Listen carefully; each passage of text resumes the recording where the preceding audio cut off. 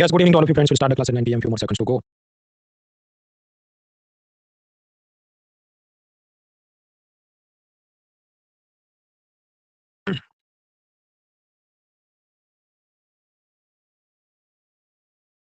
All right, friends. So now at 9 p.m. we start this class. My first question is, can you see me? Can you hear me? देख सकते हैं, सुन सकते हैं, to करें.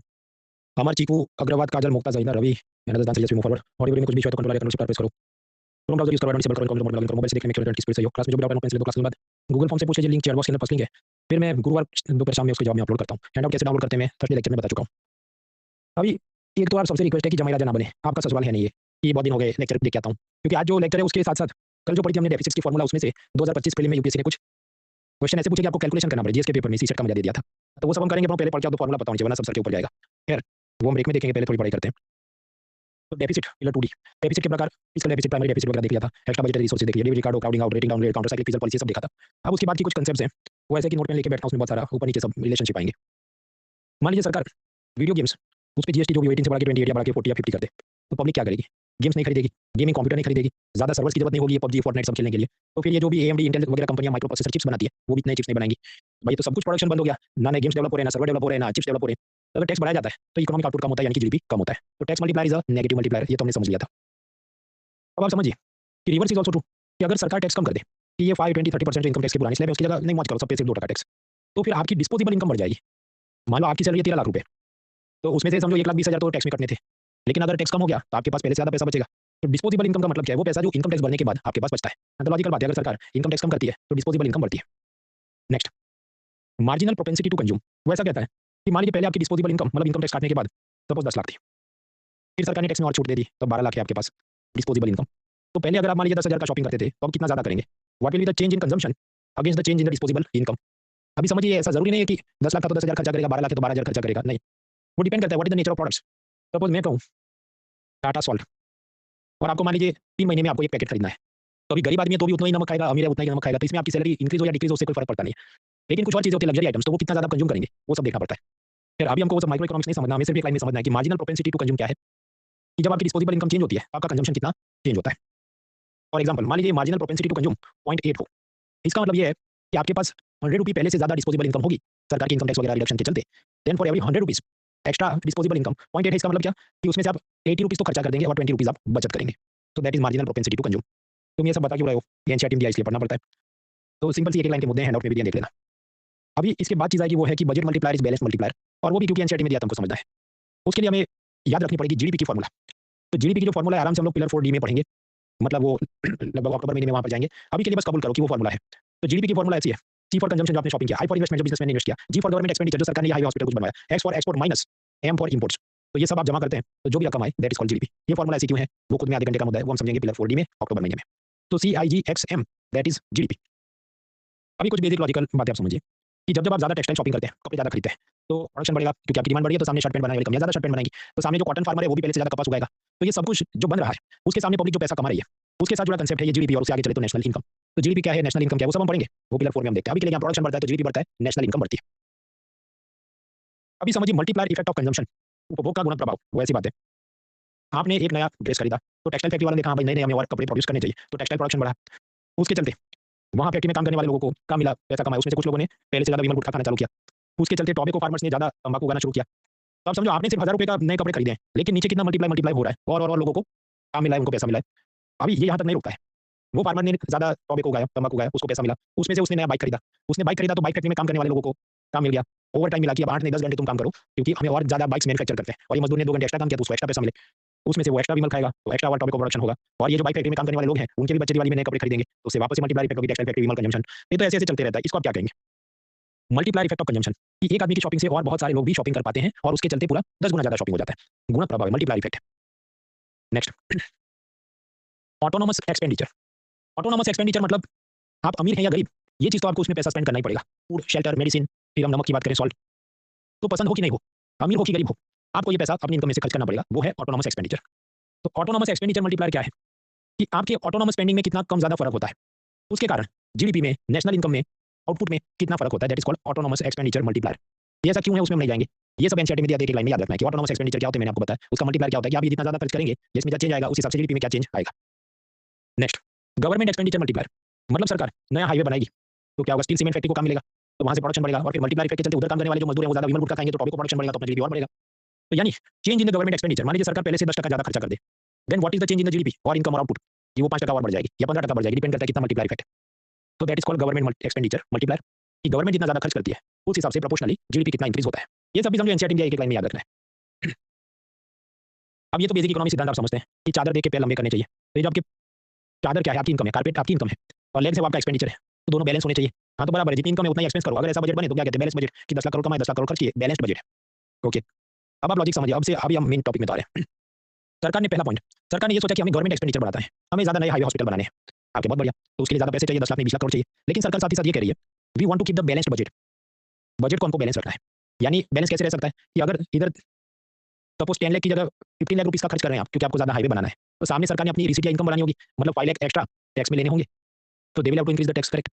तो अगर गवर्नमेंट को एक्सपेंडिचर बढ़ाना है और फिर भी बैलेंस बजट रखना है, और यहाँ पर माने कि बैलेंस बजट रखने के लिए उधारी नहीं लेना चाहता, तो फिर तो टैक्स बढ़ाना ही उसके लिए मेन विकल्प हो सकता है, वरना वो डिसइन्वेस्टमेंट करेगा, दूसरे रास्ते अपना। लेकिन एनसीईआरटी में जो एक्सप्लेनेशन है उसको समझने के लिए क्या समझो, वो दिमाग में यही सोच रहा है, I want to increase expense, खर्चा ज़्यादा करना है, बजट बैलेंस रखना है, तो मुझे प्रोपोर्शनली पहले से ज़्यादा टैक्स बढ़ाने होंगे।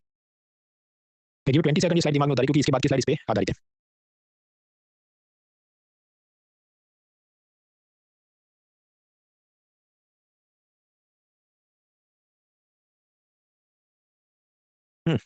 अब आप समझिए मामला क्या है। इस तरफ सरकार क्या बोलेगी, we want to increase G for government expenditure, हम नए हाईवे बनाना चाहते हैं ताकि स्टील सीमेंट फैक्ट्री सबको काम मिले और उसके चलते मल्टीप्लाई इफेक्ट हो जाए। लेकिन साथ ही साथ हम तो अपना बजट बैलेंस रखना चाहते हैं, यानी कि हमें टैक्स बढ़ाने होंगे, because we don't want to borrow so we will increase the taxes. आपके भाई ये तो तकलीफ हो जाएगी। तकलीफ ऐसे हो जाएगी कि सरकार क्या बोले, टैक्स बढ़ा देंगे, तो बाकी की जनता कंजम्पशन कम कर देगी ना। तो इस साइड आपने इंक्रीज कर दिया स्टील सीमेंट फैक्ट्री का काम, लेकिन उस साइड टैक्स बढ़ाने के चलते बाकी पब्लिक जो कंजम्पशन कम करेगी, तो ड्रेस कम खरीदेगी, तो टेक्सटाइल फैक्ट्री को कम काम मिलेंगे, तो पब्लिक विमल कम खाएगी, तो टॉबैको फार्मर को कम मिलेगा, तो बाइक कम खरीदे जाएंगे, तो उधर सब माइनस चला जाएगा। मतलब ये ऐसी बात है कि यहाँ आपने +2 किया तो इस साइड -2 हो जाएगा, तो कोई इंक्रीज या चेंज आपको दिखेगा नहीं। इस कारण से बैलेंस्ड बजट कोई अच्छी बात नहीं है, थोड़ा उधारी कर लेनी चाहिए, डेफिसिट बजट रखना अच्छी बात है, टैक्स बहुत ज़्यादा बढ़ाना नहीं चाहिए, that is the take away point. Clear, इसको हमें समझना है एनसीईआरटी के हिसाब से, तो फिर से हम रिविजिट करें। जीडीपी की फॉर्मूला मैंने आपको पिलर 4 में देखेंगे, अभी के लिए बस एक्सेप्ट करो, T for consumption plus I for investment plus G for government expenditure plus export minus import का मतलब होता है जीडीपी। और जीडीपी क्या है कि एक साल में जितना भी latest brand new goods and services पैदा हुई उसकी फाइनल मार्केट वैल्यू है जीडीपी। गिव 20 सेकंड, ये स्लाइड दिमाग में उतारो क्योंकि आगे ये सब जितना पढ़े वो कंबाइन होगा नेक्स्ट स्लाइड में।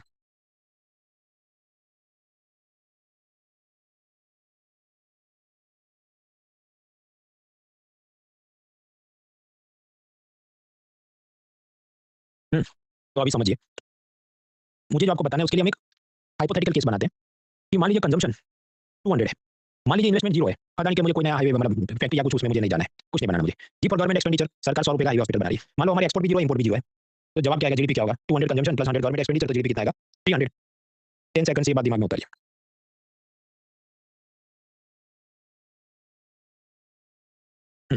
तो इन्वेस्टमेंट एक्सपोर्ट इंपोर्ट सब 0 है, सिर्फ कंजम्पशन और गवर्नमेंट एक्सपेंडिचर से जीडीपी चले, मान लो ऐसी सिचुएशन है। और अब आप याद करें, सरकार क्या सोच रही है कि नहीं हम थोड़े और हाईवे हॉस्पिटल बना देते हैं ताकि इकोनॉमी को मजा आ जाए, लेकिन हमें ये बजट को बैलेंस रखना है और हमें बोरो भी नहीं करना है, तो यानी हमें तो टैक्स बढ़ाने पड़ेंगे, बराबर। तो अब जीडीपी पर क्या असर होगा समझिए। सरकार ये कह रही है देखो कि हम एक्सपेंडिचर बढ़ाएंगे, तो जी फॉर गवर्नमेंट एक्सपेंडिचर उन्होंने बढ़ाया, तो मान लो 100 की जगह 200 रुपए के वो हाईवे हॉस्पिटल बना रहे हैं, लेकिन उन्हें अपना बजट बैलेंस रखना है, बोरो भी नहीं करना है, तो उन्होंने टैक्स बढ़ाने होंगे। अब जो टैक्स बढ़ाएंगे तो 0.3 से 0.4 में जाइए, कि हमने आगे देखा कि tax multiplier is negative multiplier, कि क्योंकि टैक्स बढ़ जाएगा तो पब्लिक शॉपिंग कम करेगी, तो अभी क्या होगा, जी फॉर कंजम्पशन कम हो जाएगा, कि पहले पब्लिक 200 रुपए की शर्ट खरीदती थी, अब सिर्फ 100 का ही शर्ट खरीदेगी। और अपना जीडीपी के अंदर हमने क्या जूम किया था अभी कि इन्वेस्टमेंट भी 0 है, एक्सपोर्ट भी 0 है, इंपोर्ट भी 0 है, तो नया जीडीपी क्या होगा, कंजम्पशन नया है 100, गवर्नमेंट एक्सपेंडिचर बढ़ गया 200, तो जब क्या आएगा 300। तो पहले भी 300 था, अभी भी 300 है। तो सरकार ने ये जो एक्सपेंडिचर बढ़ाया लेकिन बैलेंस बजट रख के बढ़ाया, मतलब उधारी नहीं किया, तो कितना ज्यादा जीडीपी बढ़ा, बैलेंस बजट के चलते जीडीपी मल्टीप्लायर, जीडीपी में कितनी बढ़ोतरी हुई, तो पहले भी 300 था, अभी 300, तो 1x ही बढ़ा ना। तो यानी बैलेंस बजट मल्टीप्लायर कितना है, 1x। बैलेंस बजट होगा तो उससे जीडीपी कितना इंक्रीज होगा, तो जहाँ पे 1x मतलब कुछ इंक्रीज नहीं होगा, उतने का उतना ही रहेगा। ये सब एनसीईआरटी में दिया है, पर स्वाभाविक है उन्होंने कसम किसी को समझ नहीं आना चाहिए, फिर हमने समझ लिया। और आपके हैंडआउट में भी सब दिया तो लोड नहीं लेना, पर ये स्लाइड को आप आराम से ऑब्जर्व करें। आई गिव यू 40 सेकंड्स, इसको सीक्वेंस में पढ़ो, फ्रॉम 1 2 3 4 वगैरह वगैरह।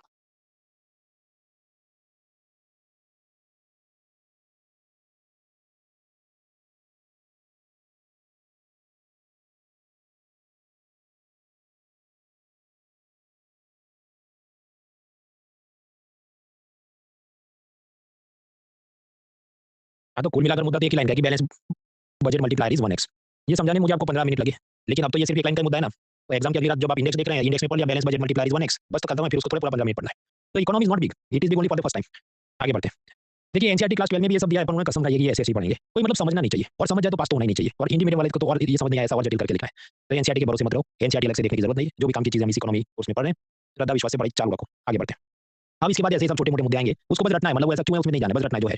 तो एग्रीगेट डिमांड क्या होती है कि प्राइवेट परचेज जो मैंने आपने की, एंड गवर्नमेंट परचेज जो हाईवे हॉस्पिटल बनाने के लिए उन्होंने स्टील सीमेंट खरीदा, तो प्राइवेट परचेज और गवर्नमेंट परचेज जब मिलते हैं, मान लो मैंने 10 किलो खरीदा, इन्होंने 10 किलो खरीदा, तो 20 किलो खरीदा, वो क्या है, एग्रीगेट डिमांड है, एग्रीगेट डिमांड है सीमेंट की। अब सरकार क्या चाहिए, ये डिमांड थोड़ी बढ़ा देते हैं ताकि उस हिसाब से प्रोडक्शन भी बढ़ जाए।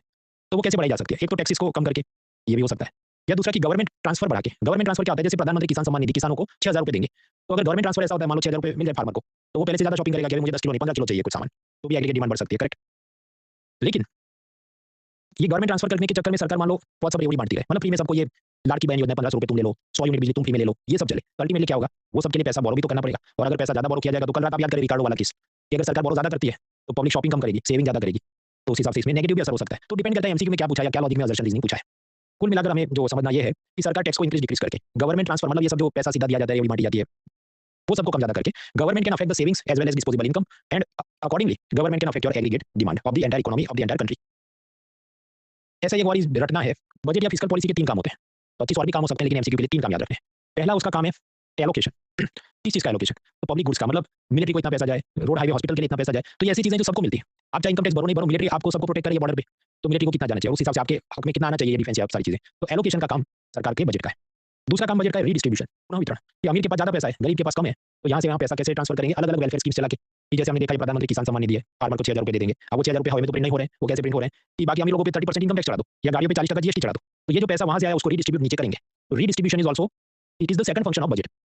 तीसरा है स्टेबिलाइजेशन, वैसे कि इकोनॉमी में अप डाउन चलते हैं, तो जब भी मंदी चल रही है तो सरकार ने क्या करना चाहिए, पहले से ज्यादा पैसा खर्च करे ताकि चीजें स्टेबल रहे। फॉर एग्जांपल हम लोग छठे पिलर में देखेंगे एक योजना है मनरेगा स्कीम, कि ये गांव में लोगों को 100 दिन का रोजगार मिलेगा। फिर आई कोरोना, सरकार बोलेगी गरीबों को 100 नहीं 150 डेज का काम दो, ताकि उसको और पैसा मिले, ताकि वो कोरोना के दौरान उसका जो पहले सिटी में किसी होटल में वो काम करता था, छोड़ के आया तो गांव में काम करता रहे, उसकी जीवन थोड़ी स्टेबल रहे। तो स्टेबिलाइजेशन, स्थिरीकरण भी बजट का काम है। और वो कैसे होता है, काउंटर साइक्लिक फिस्कल पॉलिसी, कि जब इकोनॉमी स्लो डाउन में तो सरकार अपना खर्चा ज्यादा करे। तो 3 फंक्शंस ऑफ बजट या फिस्कल पॉलिसी। इसके अलावा और भी बहुत काम होते हैं, पर ये याद रखने, क्यों याद रखने, क्योंकि एनसीईआरटी में दिए हैं। 20 सेकंड इसको दिमाग में उतारिए।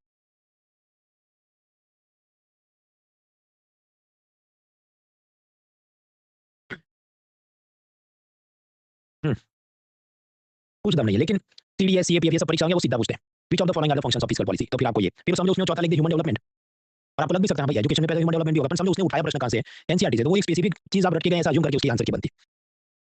अब कुछ फिस्कल डेफिसिट के मिसलेनियस टर्म्स। फिस्कल डेफिसिट क्या है, जो भी पैसा सरकार उधारी में ले रही है।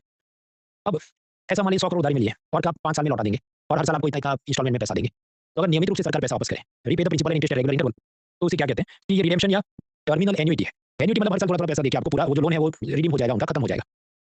ये सब एक लाइन में याद रखना है और ज्यादा जाना नहीं है। सिंकिंग फंड मतलब सरकार एक स्पेशल फंड बना दे और हर साल उसमें कुछ पैसा डिपॉजिट करे, ताकि जिस दिन उनको लोन रिपेमेंट करना हो मान लीजिए 5वें साल पे, तो इस फंड में से कुछ पैसा उधर जाता रहे। पैसा अगर कोई बफर फंड बनाया जाए कि जिसमें टैक्स का पैसा या डिसइन्वेस्टमेंट का पैसा रखेंगे, और फिर 5 साल बाद जब लोन चुकाने की नौबत आएगी तो इसमें से यूज करेंगे, ऐसा कोई फंड बनाया जाए तो उसे कहते हैं सिंकिंग फंड। सबसे पहले ब्रिटेन में ये सब किया गया था। कन्वर्जन या रिस्ट्रक्चरिंग वो तो हमने पिलर 1B1 में देखा था कि मान लीजिए लोन का ब्याज है 10%, उसको चेंज करके 8 कर दिया जाए, लोन 10 साल में लौटाना है, कहा जाए 15 साल में लौटाओ, तो अगर ऐसी पुरानी लोन को एक नए लोन में कन्वर्ट कर दिया जाए, तो ये सब क्या होता है, कन्वर्जन या रिस्ट्रक्चरिंग।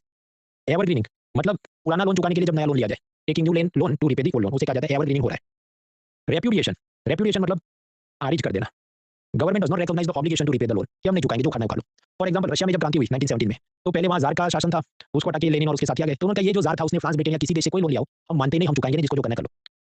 तो ये सबको क्या कहते हैं, रेप्यूडिएशन। ऐसा रेप्यूडिएशन कोरोना के बाद भी अफ्रीका के कुछ देशों ने किया कि हमारी तो सारी इकोनॉमी बर्बाद हो गई, तो हम तो लोन नहीं चुकाएंगे, तुमको जो खाना है खा लो। आपके तो भारत ने भी ये करना चाहिए, और सारे जो लोन लिया नहीं चुकाए, तो भाई तो भारत की पब्लिक बर्बाद हो गई, क्योंकि आप याद करें हमने जो लोन लिया कितना 15 लाख करोड़, ज्यादातर तो इंडिया से लिया है, करीब 20-22 हजार करोड़ या 30 हजार करोड़ हमने वर्ल्ड बैंक या आईएमएफ या कहीं से लिया है। अब यहाँ ठीक है तो उनको लोन मत करो, तो अगले साल फिर लोन कौन देगा, तो पाकिस्तान में हमें पर क्या रहेगा, वगैरह वगैरह। तो रेप्यूडिएशन वो हम नहीं कर सकते, क्योंकि हमारी पूरी रेप्यूटेशन बर्बाद होती है, रेप्यूडिएशन करने से रेप्यूटेशन खराब होती है। ओके, तो counter cyclic fiscal policy, balance budget, multiplier is 1x वगैरह देखा। आगे का मुद्दा है फिस्कल स्टिमुलस। देखिए ये आदमी क्या कर रहा है, ये स्टेरॉइड ले रहा है बॉडी बनाने के लिए, लेकिन आप जानते हैं ये सब जो स्टेरॉइड से बॉडी बनाई जाए वो हेल्थ के लिए अच्छी नहीं है लॉन्ग टर्म के लिए। तो उसी तरह स्टिमुलस क्या होता है, टेम्पररी इंजेक्शन लगाया जाए इकोनॉमी को, उससे टेम्पररी बॉडी बन जाएगी, लेकिन वो लॉन्ग टर्म में नुकसान करे।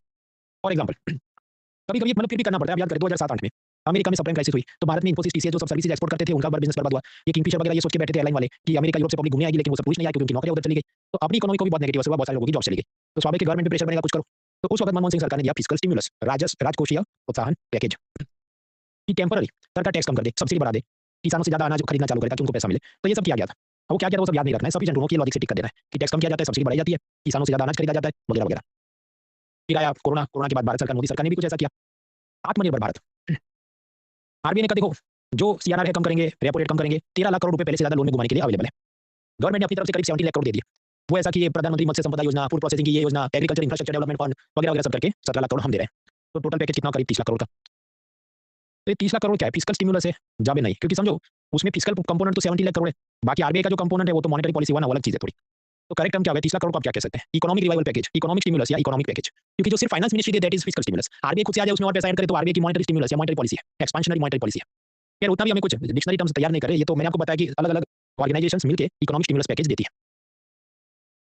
तो इधर तक हमने जो समझा उसमें से आप क्या समझे, ये एमसीक्यू है, I give you full 1 minute पहले पढ़िए फिर वोटिंग लाइन खोलते हैं।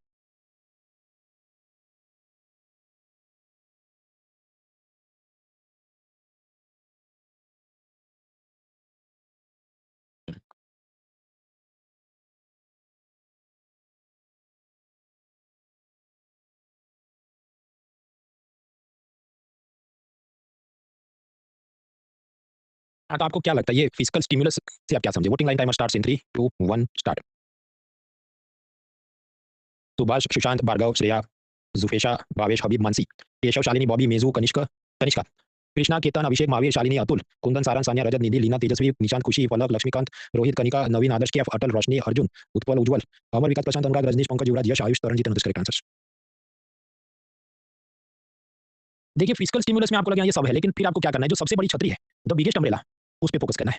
कि फॉर एग्जाम्पल फाइनेंशियल इंक्लूजन, अच्छा गरीबों के सब लोन पास करो वगैरह, वो छोटी छतरी हुई। एग्रीकल्चर में ज्यादा लोन दे दो, वो भी छोटी छतरी है।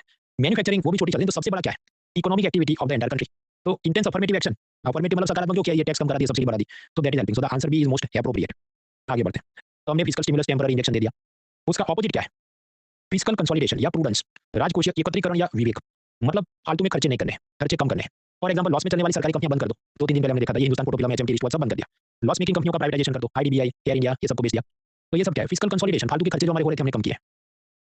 इसके और एग्जाम्पल है, पहले पार्लियामेंट की कैंटीन में सब सांसदों को 2 रुपए में इडली, 5 रुपए में डोसा ये सब मिलता, अब बढ़ा दिया, 80 रुपीज की इडली होगी, 150 का डोसा होगा। तो ये क्या पार्लियामेंट की सब्सिडी रोक दी।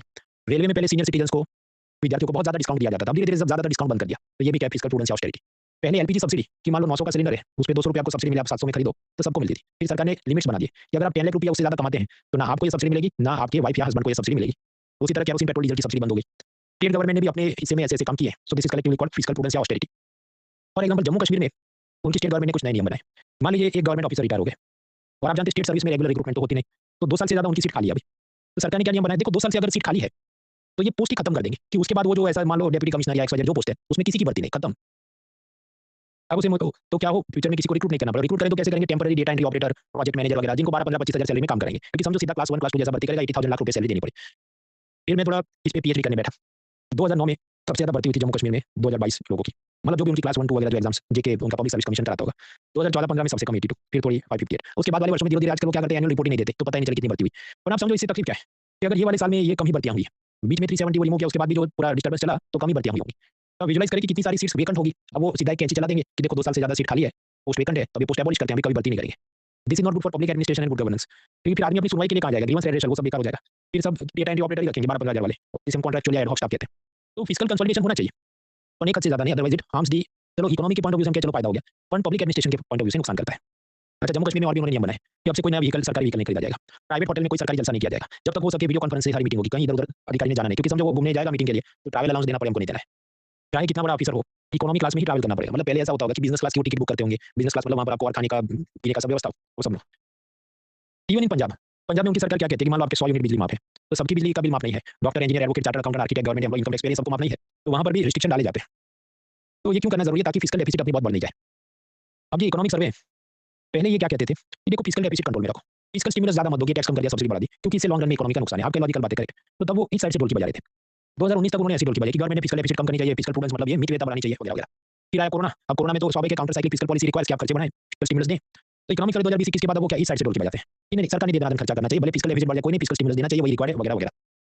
खैर, ऐसा जब बहुत ज्यादा फिस्कल स्टिमुलस दे दिया जाए, आप समझिए एक से ज्यादा स्टीरॉइड लेंगे क्या होगा, हार्मोन से भी ऊपर क्या हल्क बन जाएंगे, नहीं कुछ ऐसा मेडिकल आपको अटैक आ जाएगा, मर जाएगा आदमी। तो उसी तरह एक से ज्यादा अगर फिस्कल स्टिमुलस दिया जाए कि मतलब टैक्स कम कर दो, बहुत सब्सिडी दे दो वगैरह, तो इकोनॉमी में ओवर हीटिंग की तकलीफ हो सकती है। ओवर हीटिंग क्या होता है, वो आराम से बढ़ना है, वो पिलर 4 डीजीपी मतलब अक्टूबर महीने में हम समझेंगे। पी बाइज रेडिकल्चर ये सब मींस का मुद्दा है, इसको हम लोग गुरु शुक्र के लेक्चर में समझेंगे, जब मींस की क्लास मतलब इसी के कंटिन्यूएशन में गुरु शुक्र में हम लेंगे। अब तक जो आपने समझा उसमें से एक क्वेश्चन आप ट्राई करें, 40 सेकंड्स लगाइए दिमाग।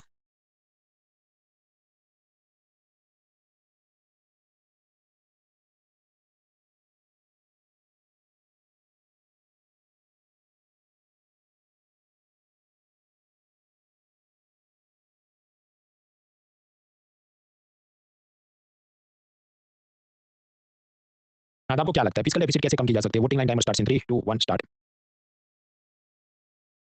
Saurav, Sanchar, Krishna, Mahavir, doctor Richa, Abrar, Kanika, Raunak, Nikul, Uday, Chanchal, Muntakim, Rama, Rana, Chand, Astha, Kundan, Amit, Leena, Neha, Nidhi, S Kumar, Princy, Srishti, Nishant, Saumya, Agarwal, Divya, KF, Arjun, Paridhi, Mukta, Vishal, Falak, Roshni, Prerna, फिर Amar, Vikas, Prashant, Yash, Rajnish, Adityaraj, Taranjeet, Yuvraj, Ayush, Jagjeet and correct answers.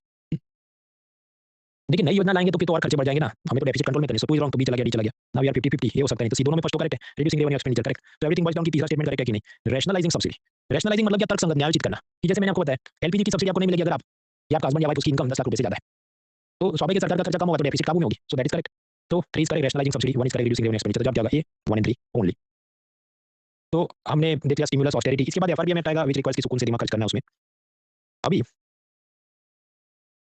बहुत सारे अलग अलग वैरायटी के क्वेश्चन आए, तो हम ये करते हैं, जस्ट अ मिनट, इधर से चालू करते हैं। ये क्वेश्चन आप कैलकुलेट करें, break for 5 minutes.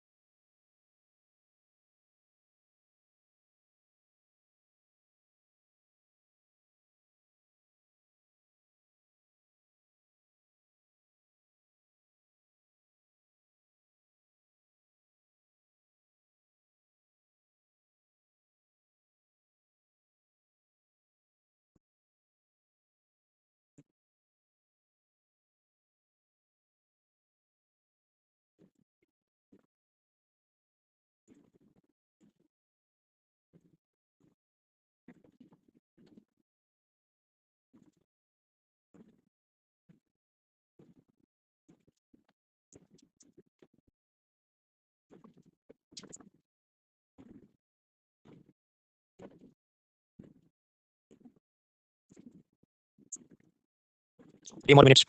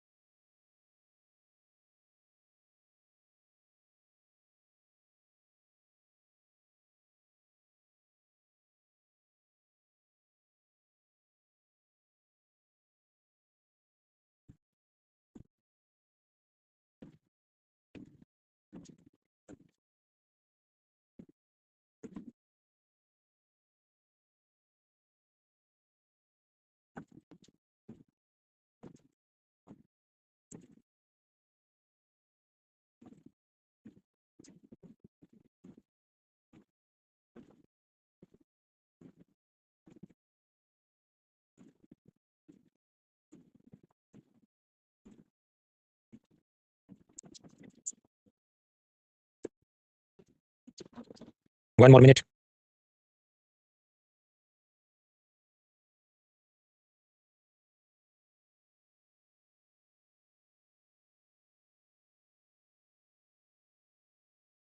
Thirty more seconds.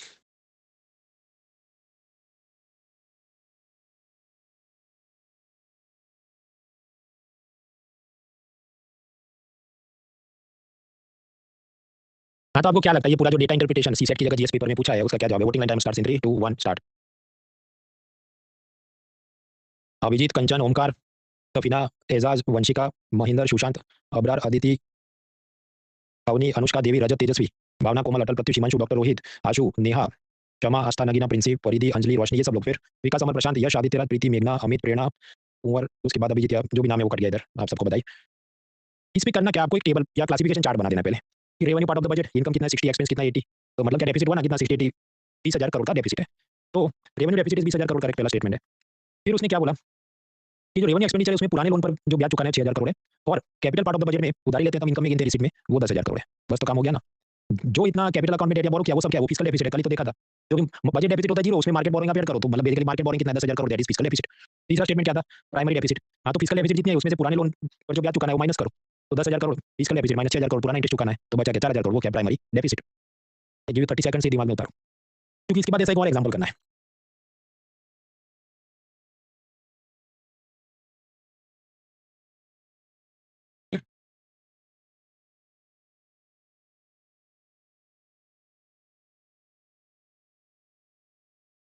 हाँ, तो जवाब क्या होगा, तीनों स्टेटमेंट करेक्ट है। Revenue deficit 20,000 crore, fiscal deficit जितना उधार लिया 10,000 करोड़, और उसमें से पुराना ब्याज चुका है 10 माइनस 6 तो 4,000 crore primary deficit. All three statements are correct. Actually this is a good question. इसका मैं कारण बताऊं कि अगर फॉर्मूला याद है तो फिर तो सुकून से गिनना ही है ना। कंपेयर टू कुछ भी वो पूछ ले, अच्छा संधि दाता समानता पुंगवार और ध्यान कटा, तो इसका क्या मतलब है? उससे तो ये आसानी है कि आपको बस उसमें सिंपल प्लस माइनस करना था। 2025 का इकोनॉमी बहुत टॉप था, बहुत फैक्ट्स पूछे। अब वो फैक्ट्स आप याद करें क्या पूछा उसने कि 45% नहीं 41% फाइनेंस कमीशन का है, उससे एलिमिनेट हो रहा था। इधर मैथ्स पूछा, मैथ्स के नाम पर सिंपल तो उसने कैलकुलेशन पूछे हैं कि ये भी आप समझो 60 80 80 माइनस 60 का 20,000 आया, 10 में से 6 माइनस करो 4 आया। कैलकुलेशन भी इतना कॉम्प्लिकेटेड है नहीं। आपको देखना है तो साइंस का पेपर देखो 2025, देन यू रियलाइज की टफ चीज क्या होती है। और इतना सिंपल अगर आप नहीं कर पा रहे, दो बात हो सकती है, तो मैथ्स वीक है या फॉर्मूला आप रट के नहीं गए। Either way you should not be in the UPSC game. मतलब आज गलती हुई तो ठीक है, रियल एग्जाम में अगर ये गलती हो तो आप याद रखें कि दूसरे तीसरे अटेम्प्ट वाली पब्लिक या फिर फर्स्ट अटेम्प्ट में जो सीरियसली तैयारी कर ले कश्मीर से कन्याकुमारी, उसमें से कोई इसको गलत नहीं टिक करेगा।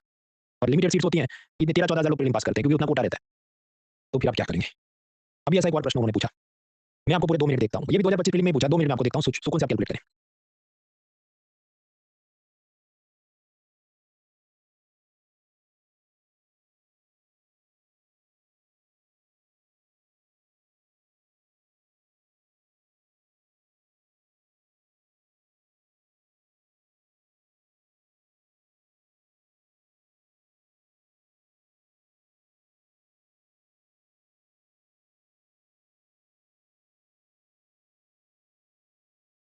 One more minute.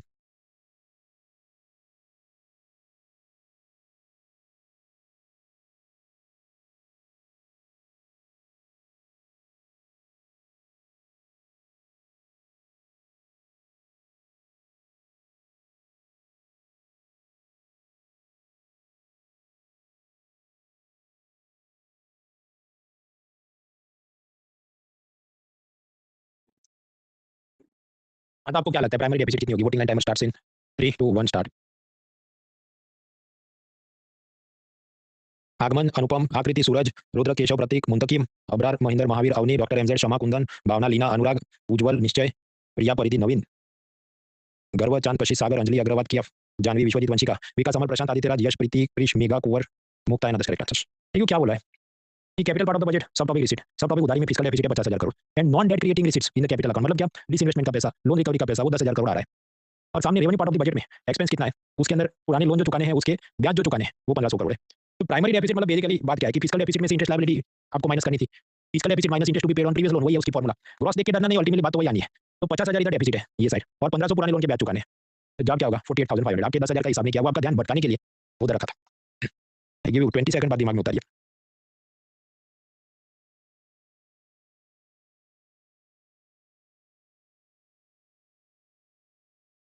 हम्म, तो द आंसर इज ए 48,500। हालांकि मुझे मजा ये बात का नहीं आया कि एक टाइप का एक क्वेश्चन होना चाहिए। यहाँ पर हो क्या रहा है देखिए, दो क्वेश्चन लगभग सेम ही है। एक तो ये पूछा मैथ्स का और आगे देखा वो दूसरा मैथ्स का क्वेश्चन। नॉर्मली यूपीएससी में वैरायटी रहती है, इवन इकोनॉमी के अंदर कोई एक चैप्टर से या उसका कोई एक सब टॉपिक है तो एक से ज्यादा प्रश्न नहीं पूछते कि फॉर एग्जांपल मॉनेटरी पॉलिसी का रेपो पूछा तो ये क्यों हो गया? रेपो के दो सवाल नहीं हो गए एक एग्जाम में। यहाँ पर क्या हो रहा है, ये फॉर्मूला बेस्ड और वो भी एक ही फॉर्मूला प्राइमरी डेफिसिट इधर भी पूछी इधर भी पूछी। तो ये मोनोटोनस पेपर है। मजा मुझे कमाया इस बात का कि आपको अलग अलग वैरायटी पूछनी है। ये ऐसी बात है जिसको फॉर्मूला रट के गया तो उसके सीधे दो क्वेश्चन करेक्ट होंगे तो 4 मार्क आ जाने, और जो नहीं गया रखे गया तो उसके 4 मार्क गए, और अगर रॉन्ग टिक करेगा तो और नीचे जाए।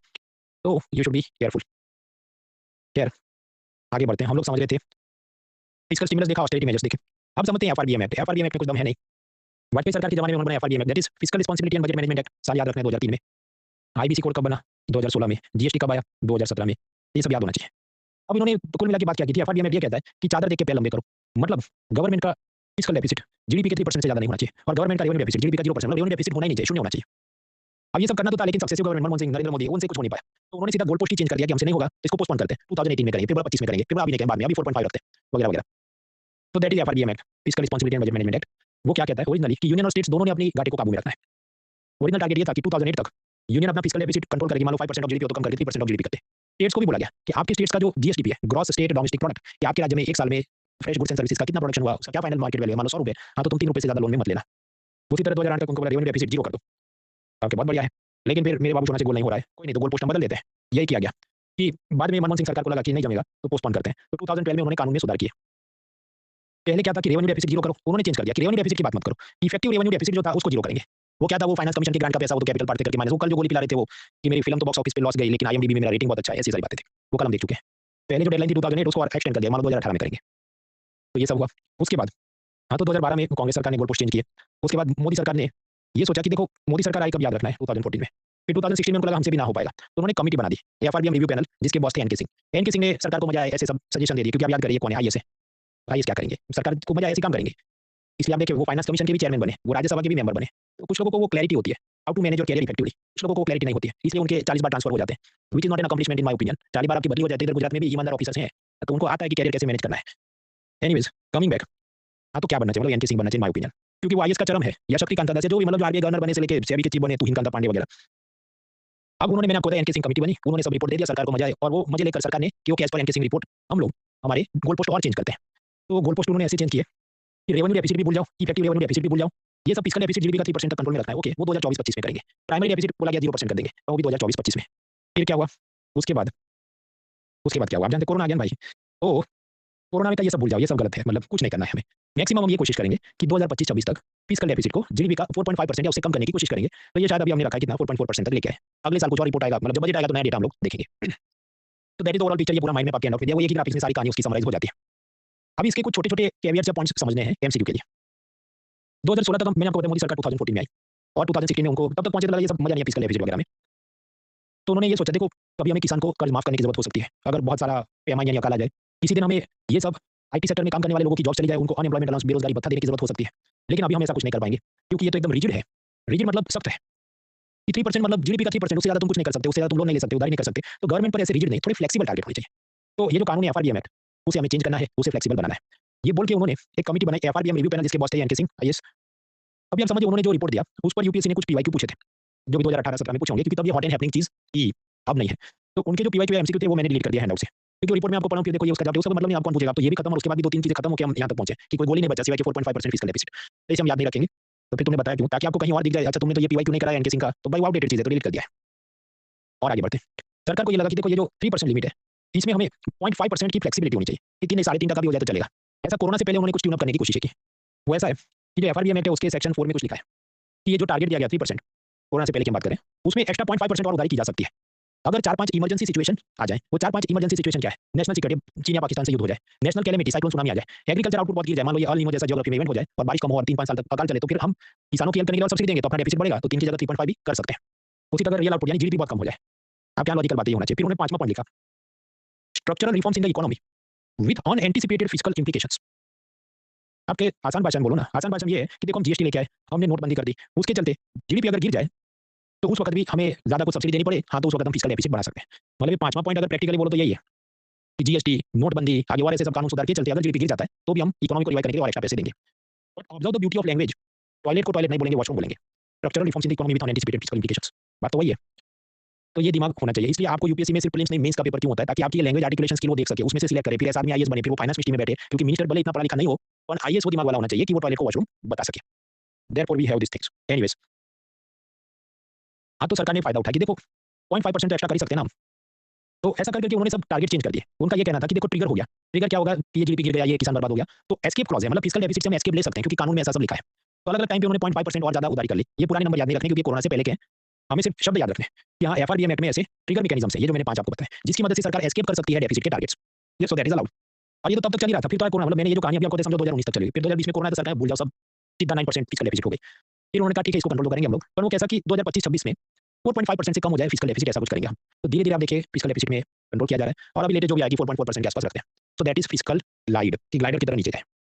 हाँ तो अभी फिस्कल ग्लाइड कहाँ तक पहुंचा है, 4.4% फिस्कल डेफिसिट, 4.4 क्या ऑफ जीडीपी। तो मैंने आपको बताया पहले टारगेट थे, फिर गोल पोस्ट चेंज हुआ, अब तो कुछ है नहीं, एक ही टारगेट है कि 4.5 से कम रखना है। अब ये जो एफआरबीएम एक्ट है उसके साथ जुड़े 3-4 छोटे-मोटे मुद्दे समझते हैं कि कौन से डॉक्यूमेंट होते हैं, स्टेट्स का क्या हिसाब है, और बजट मार्क्समैनशिप क्या होती है। देखिए कॉन्स्टिट्यूशन में क्या लिखा है, बजट तो लिखा नहीं है, बजट शब्द कॉन्स्टिट्यूशन में है नहीं, लेकिन कॉन्स्टिट्यूशन ये कहता है कि हर साल सरकार ने पार्लियामेंट में 3 चीज रखनी होगी। पूरे साल का हिसाब किताब, एनुअल फाइनेंशियल स्टेटमेंट, पहली बात है। दूसरा टैक्स लेने के लिए परमिशन लो, फाइनेंस बिल। तीसरा है खर्चा करने के लिए कंसोलिडेटेड फंड ऑफ इंडिया से खर्चा करने के लिए एप्रोप्रिएशन बिल रखो। तो ये तो हम ऑलरेडी पहले देख चुके हैं कि बजट के ये 3 डॉक्यूमेंट है। तो कॉन्स्टिट्यूशन तो 3 ही डॉक्यूमेंट मांगता है। ये जो एफआरबीएम एक्ट बना है इसमें ये लिखा है कि इसके अलावा 4 और डॉक्यूमेंट रखने हैं, medium term fiscal policy, strategy framework, medium term expenditure framework, macro economic framework statement. वो कैसे होते हैं उसमें सब लिखा होता है कि हमारा ये प्रोजेक्शन है, अगले साल ये होगा वगैरह वगैरह। उसको बहुत दिमाग नहीं खर्च करना है, क्योंकि कोरोना आया, कोरोना तो सरकार ने क्या कहा, अब से हम ये डॉक्यूमेंट अपलोड नहीं कर पाएंगे, क्योंकि हम खुद ही नहीं बता सकते कि मीडियम टर्म में क्या होने वाला है। तो उन्होंने डॉक्यूमेंट फिर अपलोड नहीं किया। फिर उसके बाद चलो 2021 में नहीं किया, 22 में नहीं किया, फिर उनको लगा चलो अभी कोरोना थोड़ा ठंडा हो गया है तो कानून का पालन करते हैं, तो हम डॉक्यूमेंट तो अपलोड करेंगे, पर 4 नहीं करते, सिर्फ 3 करते हैं, एक मीडियम टर्म, ये फिस्कल पॉलिसी वगैरह वगैरह। खैर पहले मैं इतना नहीं पढ़ाता था, फिर इन्होंने सीडीएस परीक्षा में एक बार पूछा, अच्छा कि कौन से 4 डॉक्यूमेंट अपलोड करने होते हैं, तो मैंने आपको बता दिया। हालांकि उसमें भी चौथा तो वो कर नहीं रहे। तो that is done, FRBM documents in parliament. Next states की डेफिसिट। जो एफआरबीएम एक्ट है वो ऐसा है कि उसमें यूनियन खुद के ऊपर तो लिमिट डालता है कि हम चलो 3% से ज्यादा फिस्कल डेफिसिट नहीं करेंगे, और स्टेट्स के ऊपर भी ऐसा नियंत्रण डालता है आपके यूनियन स्टेट के ऊपर कैसे ये कंट्रोल डाल सकता है? क्योंकि अपना कॉन्स्टिट्यूशन कुछ ऐसा बोलता है कि अगर स्टेट ने पहले से यूनियन से उधारी में पैसा रखा है और वो चुकाया नहीं है, तो यूनियन उसको रोक सकता है कि तुमने पुराना पैसा नहीं चुकाया, तो अब से हम बोलेंगे ऐसा, तुम हमारा गुलाम बन के काम करो। एनीवे, सो ये स्टेट गवर्नमेंट की डेफिसिट के लिमिट्स यूनियन डिसाइड कर सकता है, दैट इज करेक्ट। तो कोरोना में इन्होंने थोड़ा लिबरल कर दिया। कोरोना के नाम पे वो आत्मनिर्भर इनिशिएटिव लिए कि देखो आपकी स्टेट का क्या जीएसटी है, मतलब एक साल में आपके राज्य में क्या प्रोडक्शन हुआ, तो आपका फिस्कल डेफिसिट, आपकी स्टेट का फिस्कल डेफिसिट उसके 5% से ज्यादा नहीं होना चाहिए। तो पहले 3 था, 2% एक्स्ट्रा लिबरल कर दिया। कि ओरिजिनल आप याद करें टारगेट क्या था, 3% से ज्यादा नहीं होना चाहिए, तो लिबरल कर दिया कि 5% से ज्यादा नहीं होना चाहिए। यानी 2% का एक्स्ट्रा रिलैक्सेशन वाज गिवन। लेकिन ये 2% एक्स्ट्रा रिलैक्सेशन के लिए बहुत सारी शर्तें ला दी गई। वो शर्तें आपके एंड ऑफ में थी, उसका वो लोड नहीं लेना है। शर्तें वो क्या यूनियन बोलेगा कि देखो 3% फिस्कल डेफिसिट आपकी जीएसटी से ज्यादा नहीं होनी चाहिए, उसमें 0.50 आपको हम एक्स्ट्रा देते, कोई कंडीशन नहीं है, अनटाइड। फिर दूसरी बोले कि देखो एक योजना है one nation one ration card, कि अगर मुंबई में वर्कर का राशन कार्ड 5 किलो उसको अनाज मिलेगा, उसमें से 3 किलो लिया, फिर वो वापस चला गया मान लो लखनऊ, तो 2 किलो बाकी का अनाज उधर मिलना चाहिए, उसका राशन कार्ड दोनों जगह काम करना चाहिए। तो ऐसी योजना तुम लागू करो तो तुम्हें 0.25% और लोन लेने देंगे। Ease of doing business reform, कि बिजनेसमैन को जो भी अलग-अलग स्टेट गवर्नमेंट से अप्रूवल लेने होते हैं वो सब तुम ठीक करो, तो 0.25% एक्स्ट्रा। अर्बन लोकल बॉडीज के अंदर सुधार करो कि वो प्रॉपर्टी टैक्स ज्यादा करे वगैरह, उसकी आपकी लिबर्टी। पावर सेक्टर रिफॉर्म्स, मतलब राज्यों में जो बिजली चोरी होती है उस पे पूरी ज्यादा एक्शन नहीं लेती, क्योंकि वो वोट बैंक के इक्वेशन रहते हैं, तो और दूसरा कि वहां जाएंगे तो गांव में पथराव होगा वगैरह, तो नहीं वो सब तुम आप ठीक करो, तो तुम्हें और आपको छूट देंगे। तो ऐसे सब कंडीशंस डाले थे, सारे याद नहीं रखने। तो ओरिजिनल टारगेट क्या था कि स्टेट की फिस्कल डेफिसिट स्टेट के जीएसटी के 3% से ज्यादा नहीं होनी चाहिए, 2% एक्स्ट्रा कर सकते हैं, ये सब तुम टर्म्स कंडीशन मानोगे तो बोल के 5% मौज करो।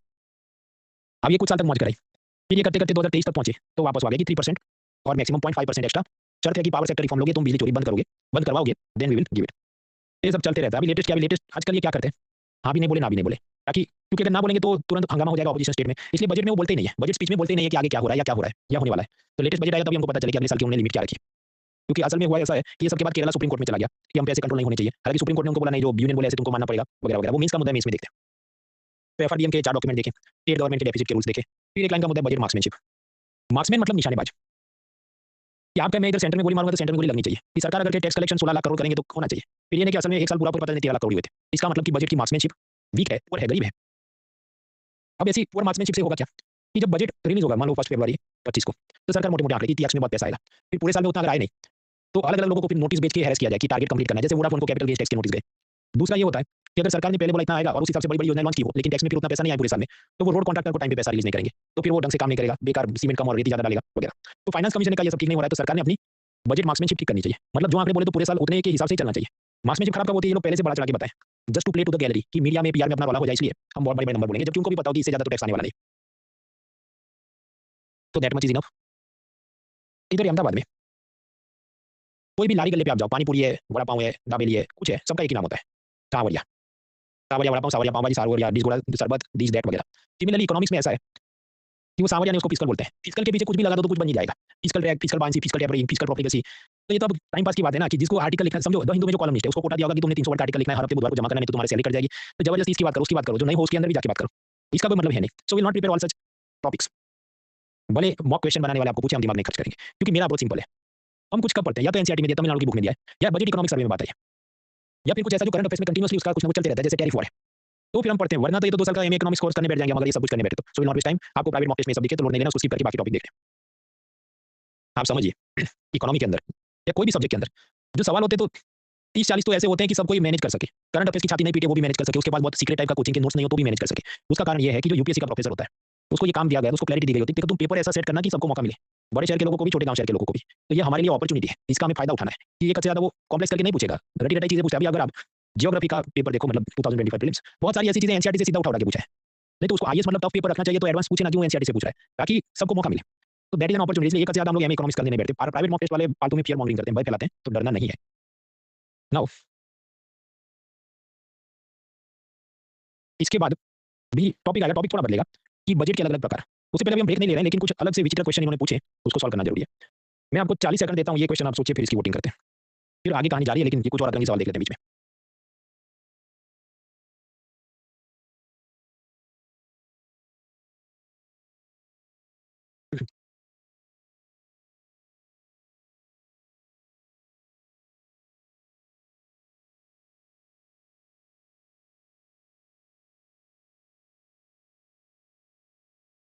हाँ, तो आपको क्या लगता है, this is asked in UPSC, voting time starts in 3 2 1 start.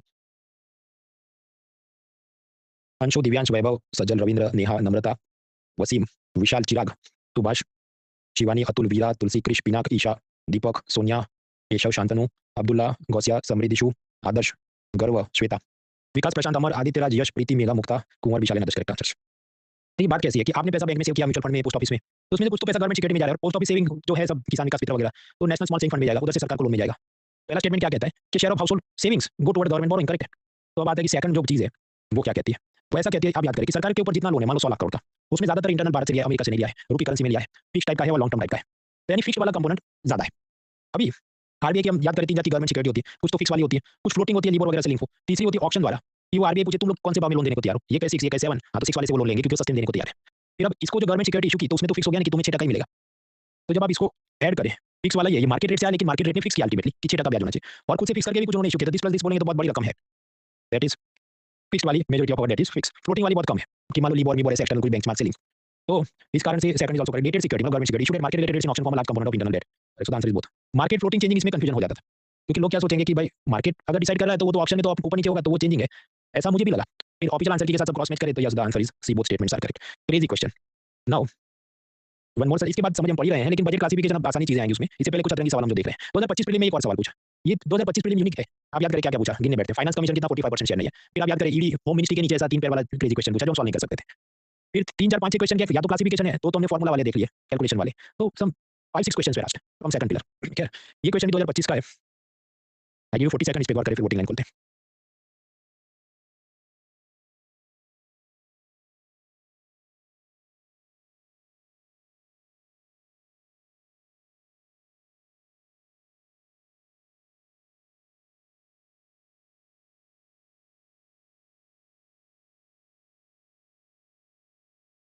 हाँ, तो आपको क्या लगता है voting line timer starts in 3 2 1 start.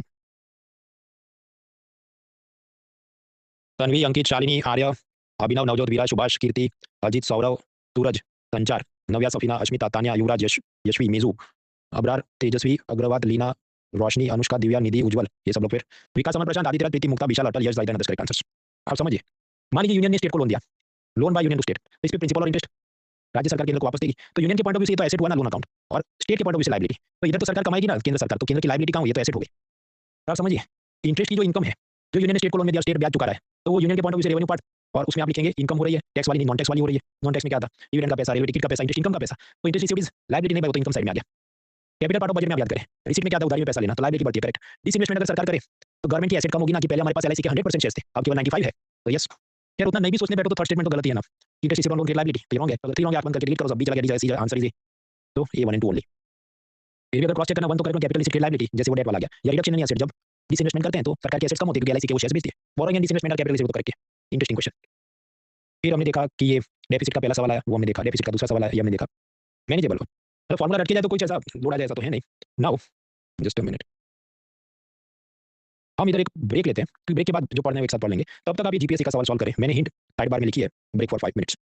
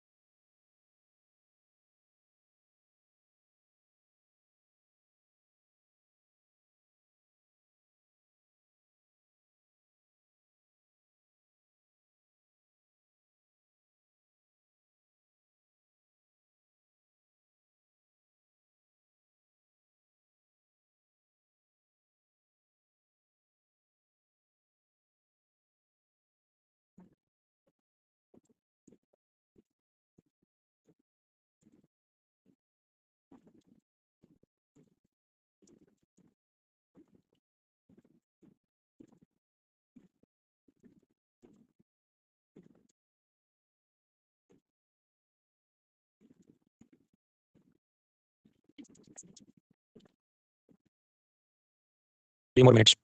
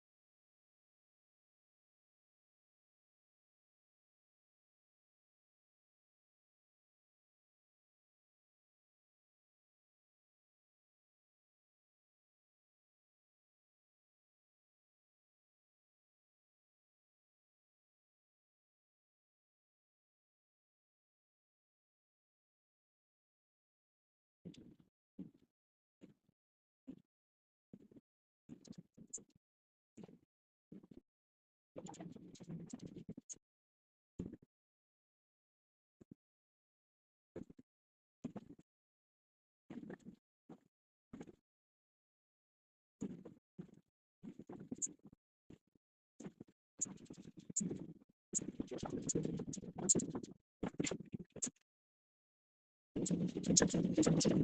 more seconds.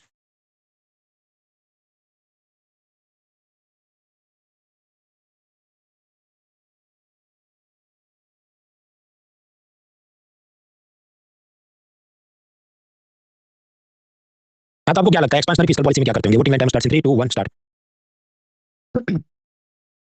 Saurabh, Abdullah, Navya, Shantanu, Sanchar, Rajat, Keshav, Adarsh, Dharmesh, Komal, Mahendra, Bhavna, Tejaswi, Yash Kumar, Mohammad, Anshu, Shalini, Kundan, Aditya, Brij, Divya, Devesh, Shama, Ankit, Jagjeet, Vishwajeet, Naveen, Rohit, Krish, Atal, Tushar, Avinash, Roshni, Hemkaran, Shruti, Mansi, doctor Rohit, Prashant, Sumit, Sachin, Aditya Raj, Amar, Devinand, फिर विकास, अमर, प्रशांत, आदित्य राज, प्रीति, मुक्ता, विशाल, अटल, यश एंड डॉक्टर रोहित। ये सबको बताइए 7 क्वेश्चन आपने अब तक रखी है।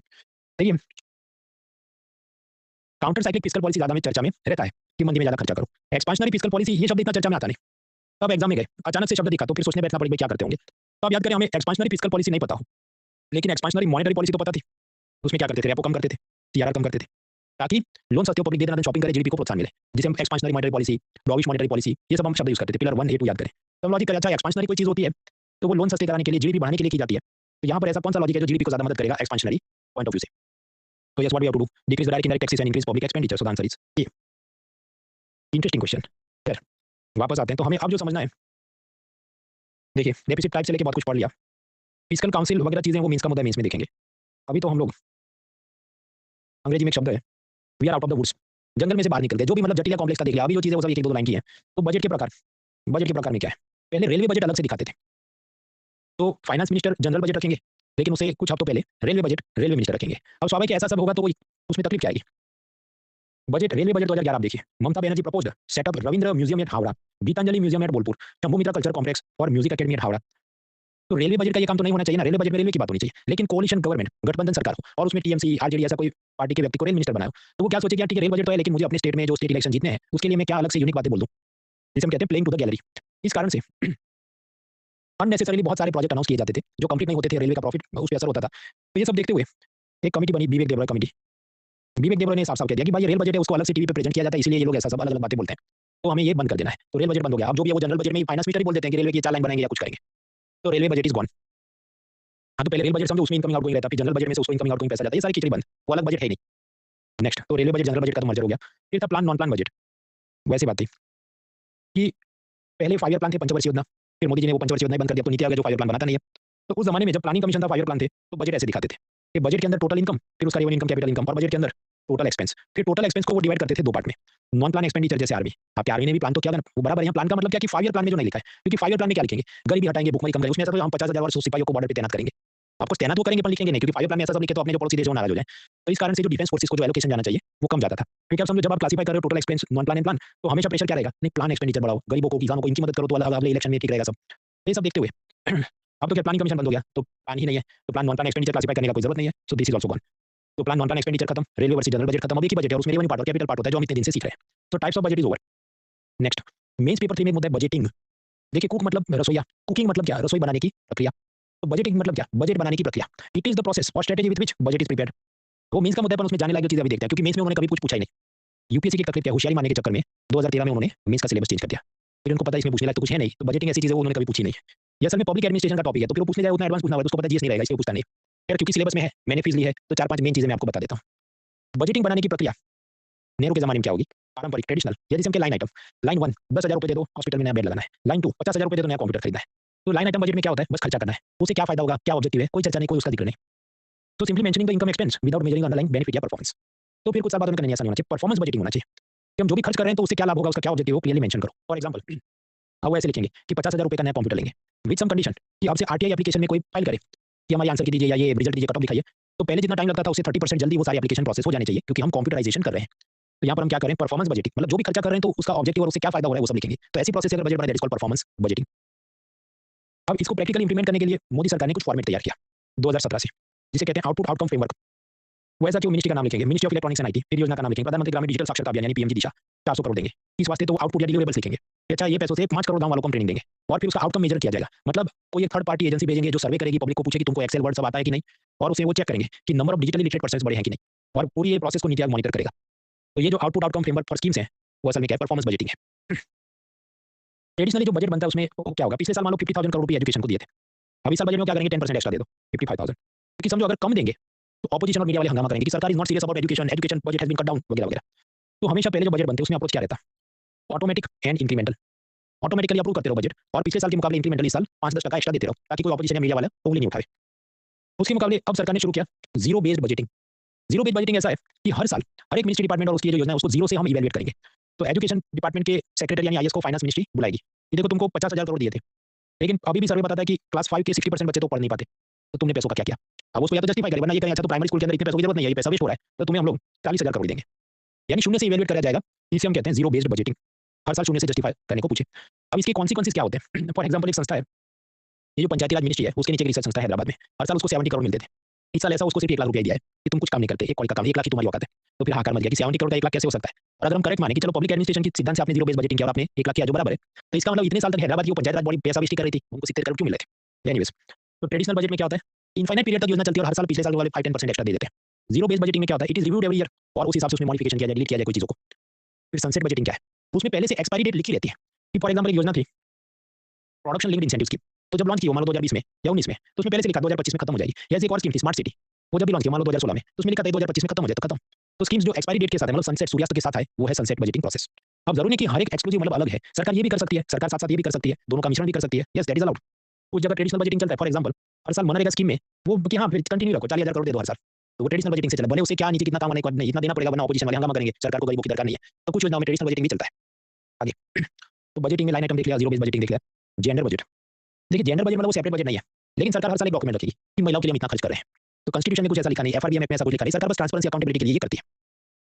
उसमें सब लिखा होता है पार्ट ए पार्ट बी, उसमें इतना पैसा खर्च किया वगैरह। पहले डेटा का लोड नहीं लेना है, इसमें चेंज क्या हुआ मैं आपको बताऊं।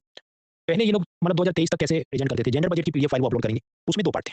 पार्ट ए ऐसी स्कीम्स की जहां पर 100% पैसा सिर्फ वीमेन को जा रहा है, जैसे मान लीजिए कोई गर्ल स्टूडेंट को साइंस की स्कॉलरशिप दी जाए, तो फीमेल को जा रहा है, मेल को नहीं जा रहा है, तो उसमें अगर 2 लाख रुपए दिए तो वो 100% फीमेल को गए, तो ऐसी स्कीम्स को जेंडर बजट के पार्ट ए में रखा जाता था। और फिर पार्ट बी में ऐसी स्कीम लिखते थे जिसमें मिनिमम 30% से लेके 99% पैसा वीमेन को जा रहा है। मान लीजिए हम बात करें कि मुद्रा स्कीम कि जिसमें माइक्रो एंटरप्राइज को लोन मिलेगा, तो सरकार क्या सोचे, अच्छा 100 लोगों के लोन पास हुए तो 30-50 कुछ तो वीमेन होगी, तो 30 to 99% हो गया कुछ पैसा, तो वो सारी रकम हम लिखेंगे पार्ट बी में। फिर वो कहेंगे देखो part A plus part B बोल के 2 लाख करोड़ रुपए जेंडर बजट में हमने दिए हैं, तो दिस वाज क्लासिफिकेशन। फिर 2024 में इलेक्शन ईयर था, तो 2 बजट आएंगे, तो जब जुलाई का उन्होंने बजट प्रेजेंट किया तो उन्होंने क्लासिफिकेशन ही चेंज कर दिया।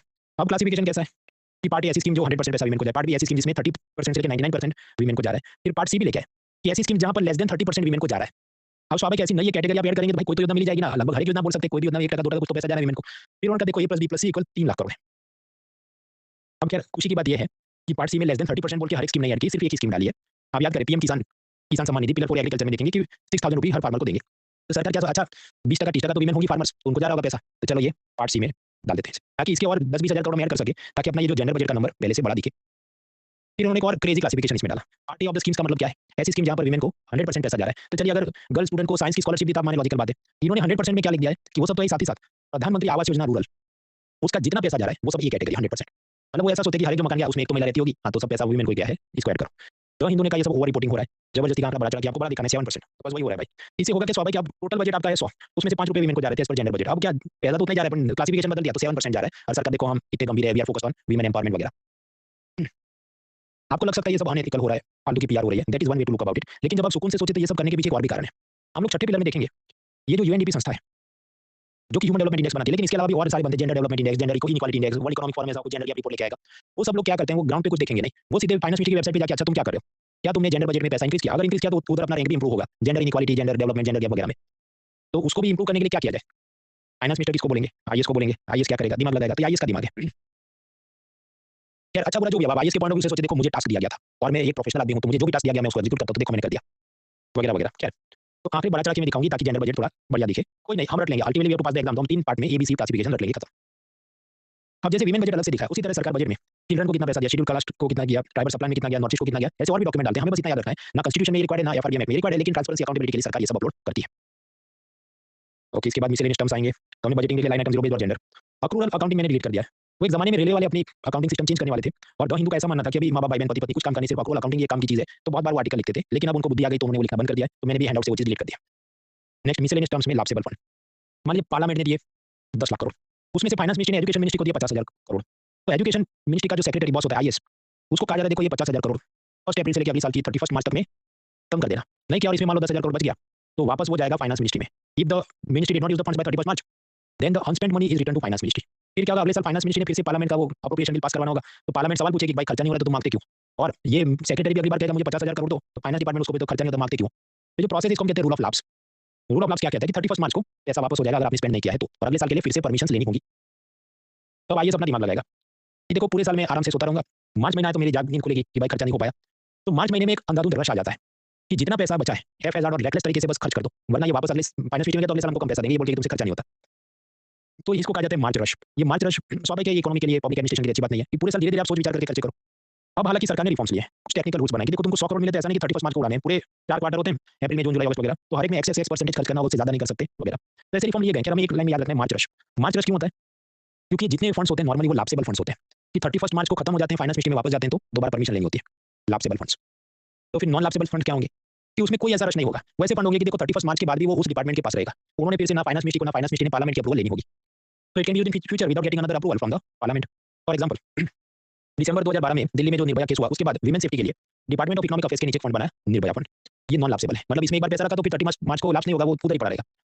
तो तकलीफ क्या है? अब तो आईएएस मतलब डबल जोर से सो जाएगा। 2018 तक हम पहुंचते इसमें 3000 करोड़ पड़े थे, 50% यूज नहीं हुआ, क्यों? उसको पड़ी नहीं है ना कि भाई क्या खर्च करना है, इसका कोई डेडलाइन है ही नहीं तो मर्ज करो।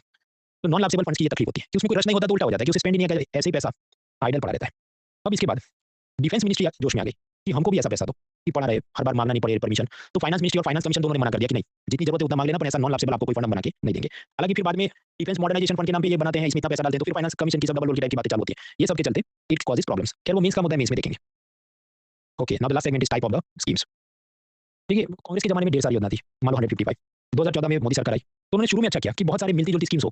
मान लीजिए स्किल डेवलपमेंट के लिए ह्यूमन रिसोर्स डेवलपमेंट का एक स्कीम चले, एमएसएमई मिनिस्ट्री का दूसरा चले, माइनॉरिटी अफेयर्स मिनिस्ट्री का तीसरा चले, तो क्लब करके अब से एक ही योजना होगी।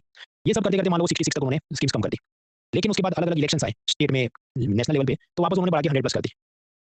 खैर तो ये प्लस माइनस करते करते सिचुएशन क्या है देखिए। Types of the schemes. Urea subsidy, production linked incentive, वो क्या है, एप्पल वाला भारत में मोबाइल बना तो उसको सब्सिडी मिलेगी, वो मामला क्या पिलर 4 में देखेंगे। एमपी मतलब सांसदों को 5-5 करोड़ देंगे, तुम अपने एरिया में डेवलपमेंट के काम करो। पीएम किसान आप जानते हैं 6,000 रुपए की हर साल फार्मर को सब्सिडी। ये सब ऐसी है कि इसमें सारा पैसा यूनियन देता है, स्टेट गवर्नमेंट को कोई 10%, 20%, 40% कुछ कंट्रीब्यूट करना नहीं है। तो इसे हम क्या कहते हैं, सेंट्रल सेक्टर स्कीम्स, केंद्रीय क्षेत्र की योजनाएं। ये 100% funding by union, states are not required to contribute money.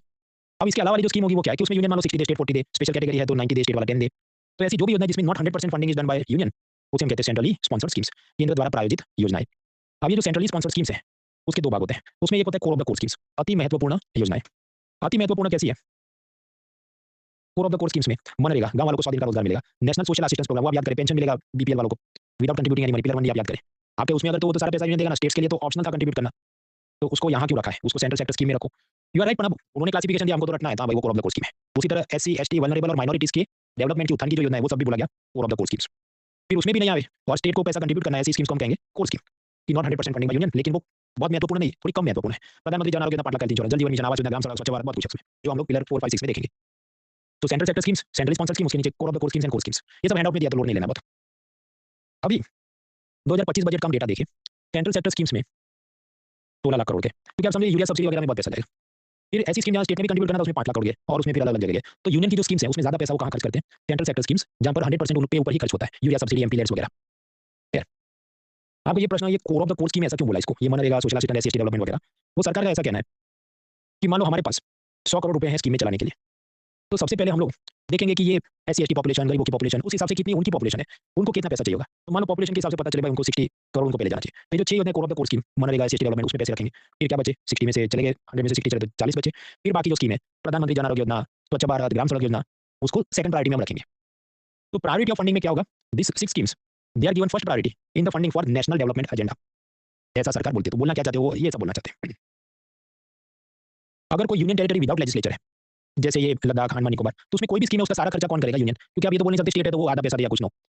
तो ये एक बात हुई। जम्मू कश्मीर का केस थोड़ा यूनिक है, उनको क्या प्रॉब्लम आई, वो पिलर 1 में जन आरोग्य योजना में देखा था कि पहले स्टेट के हिसाब से मिलता, फिर यूनियन टेरिटरी, लेकिन बोला नहीं यूनियन टेरिटरी विद लेजिस्लेचर है तो तुमको भी पैसा कंट्रीब्यूट करना पड़ेगा, लद्दाख को वगैरह वगैरह। फिर वो सब खिचड़ी चलती रहती है, उसका लोड नहीं लेना जब तक फाइनल सॉल्यूशन नहीं आए। जिस दिन फाइनल सॉल्यूशन आएगा तो हम समझ लेंगे। ये सब चल रहा था।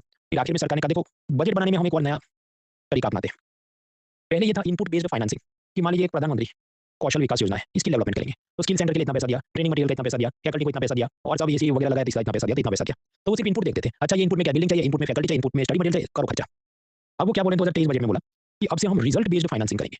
रिजल्ट बेस्ड फाइनेंसिंग में ऐसा कि इतने लोगों को ट्रेनिंग दी, उसमें से कितनों को जॉब मिला, या इतना स्टडी मटेरियल तो सामने कितने लोगों को असल में डिलीवर हुआ, नहीं हुआ तो अगली बार उस कॉन्ट्रैक्टर का, उस एजेंसी का पैसा हम लोग कट कर देंगे।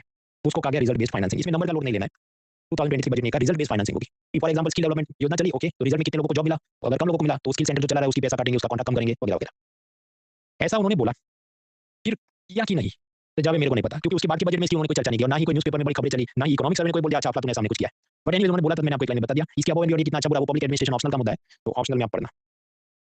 कौन सी मिनिस्ट्री को सबसे ज्यादा पैसा जाता है, ऐसा आईएएस में नहीं पूछते, बाकी परीक्षा में पूछते हैं। तो सिंपल है भाई, लॉजिक लगा, कौन सी मिनिस्ट्री को पैसा जाएगा, डिफेंस को। यस, अब कहीं गरीबों के लिए पैसा ज्यादा जाता है, अपन समझो गरीब तो अलग अलग जगह बढ़ गया ना।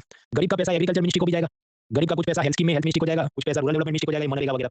तो कलेक्टिवली गरीब के इससे ज्यादा पैसा जा रहा है गरीब वाली योजनाओं में, लेकिन वो डिवाइड हो गया ना। तो अगर एक मिनिस्ट्री बोलो तो सबसे ज्यादा हाई क्या होगी, डिफेंस मिनिस्ट्री। उसी तरह रेवेन्यू में सबसे ज्यादा बड़ा एक्सपेंडिचर क्या है, जब interest payment, that is correct. चलिए ये तो रैंकिंग का, अगले साल नया रैंकिंग होगा तो क्या करें, तो कुछ नहीं ना, वो 26 सीरीज में हम लोग आराम से लेंगे फ्री में। जो हमने क्लासिफिकेशन समझा, मैंने आपको क्लासिफिकेशन इस तरह से, क्योंकि revenue income expense, capital income expense, ताकि सारे क्लासिफिकेशन के एमसीक्यू सॉल्व हो जाए, करेक्ट, ताकि फिस्कल डेफिसिट वगैरह मैं आपको आसानी से समझा सकूं, प्राइमरी डेफिसिट ये सब, दैट इज करेक्ट। इसलिए हम इस पैटर्न में उसे समझते हैं कि बजट ऐसा है। न्यूज़पेपर में आप देखेंगे वो बजट कैसा दिखाएगा कि रुपया कहां से आता है, रुपया कहां को जाता है।